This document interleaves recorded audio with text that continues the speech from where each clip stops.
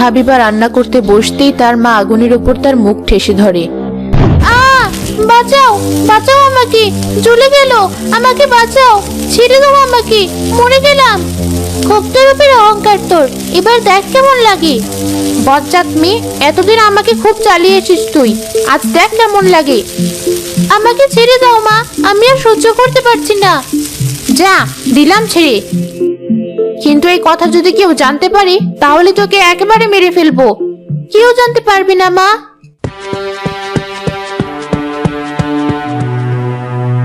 এ কি, তোর এসব কি করে হলো মা? বল আমাকে, কি করে হলো এসব? আমি রান্নাঘরে গিয়েছিলাম রান্না হয়েছে কিনা দেখতে, তখনই হোঁচটকে আগুনের উপর পড়ে যায় আর আমার মুখ এমন হয়ে যায়। আমার মনে হয় এই বিষয়টা মোড়ল মশাইকে জানানো দরকার, কারণ ওর মুখ তো আর কোনোদিন ভালো হবে না। এদিকে বিয়ের দিনও এগিয়ে এসেছে, বিয়ের দিন যদি তারা এসে ওর মুখ এমন দেখতে পায় তখন কি হবে? হ্যাঁ বাবা, মা কিন্তু ঠিকই বলেছে, তখন তোমার মান সম্মান কিন্তু থাকবে না। মোড়লের বাড়ির সবাই খবর পেয়ে তারা আবার হাবিবাকে দেখতে আসে। এমন একটা পরিস্থিতির জন্য আমি লজ্জিত, আপনারা আমাকে ক্ষমা করবেন। ওরে অবস্থা, আপনাদের না জানিয়ে যদি বিয়ের ব্যবস্থা করতাম তাহলে তো আপনাদের অপমান করা হতো, তাই আপনাদের আসতে বলেছি। সে ভালো করেছেন। আহারে, মেয়েটার কি অবস্থা হয়েছে? এই তো মনে হয় কাজ হচ্ছে, নিশ্চয়ই ওকে আর ওদের ঘরের বউ করবে না। যখনই বিয়ের কথা মানা করে দিবে তখনই আমার মেয়ে শিখার সাথে বিয়ের কথা বলবো। তোমার একটু সাবধানে চলা উচিত ছিল। যাই হোক, যা হওয়ার তা তো হয়েই গেছে, এখন তুমি শুধু সুস্থ হও, বিয়েটা হয়ে যাক, তারপর আমি তোমাকে শহরে নিয়ে ভালো চিকিৎসা করাবো।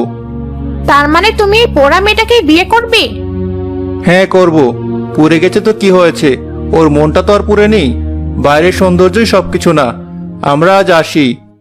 আমি মনে হয় তোর জন্য সঠিক এক ছেলে আর পরিবার ঠিক করতে পেরেছি মা।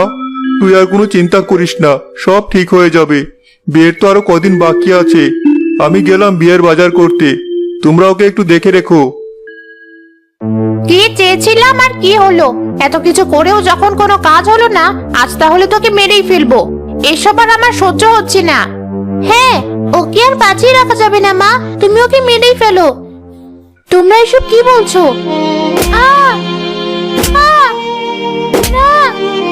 না, আমাকে এভাবে মেরো না, মেরো না আমাকে, আমার খুব কষ্ট হচ্ছে। মা, আর মেরো না আমাকে, তুই আর কোনো ছাড় পাবি না।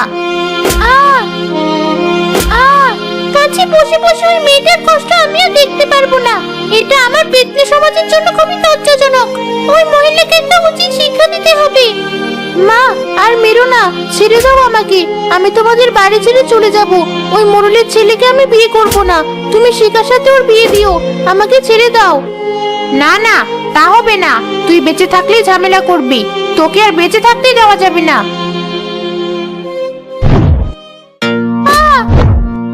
কিন্তু সেটা তুই আর পারবি না, মেয়েটাকে তুই অনেক কষ্ট দিয়েছিস, আমি আর কিছু সহ্য করব না। তুই কে, কি চাস? ভালো চাস তো এখান থেকে এখনই চলে যা। তাই নাকি? দেখি তুই কি করতে পারিস। ছাড়, ছাড় বলছি আমার চুল। বল, আর কোনোদিন ওকে তুই কষ্ট দিবি? না না, আর কষ্ট দেব না, তুই আমাকে ছেড়ে দে। না, তোকে এত সহজে ছেড়ে দেওয়া ঠিক হবে না।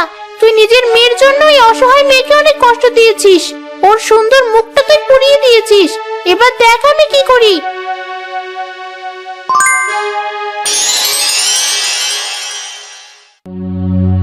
একই, আমার মেয়ে রেখে চেহারা হলো,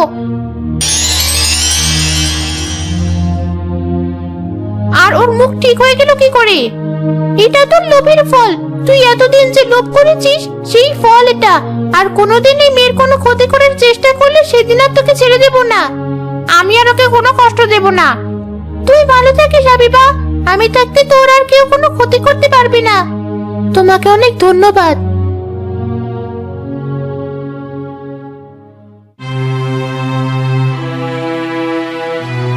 এসব আমি কি দেখছি?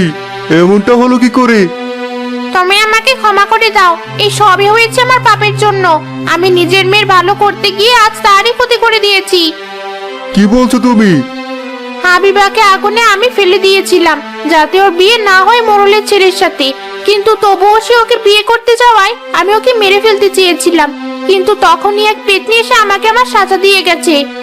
ছি ছি ছি, তুমি এসব করেছো? তুমি খারাপ জানতাম, কিন্তু এতটা খারাপ জানতাম না। বাবা, তুমি মাকে আর কিছু বলো না।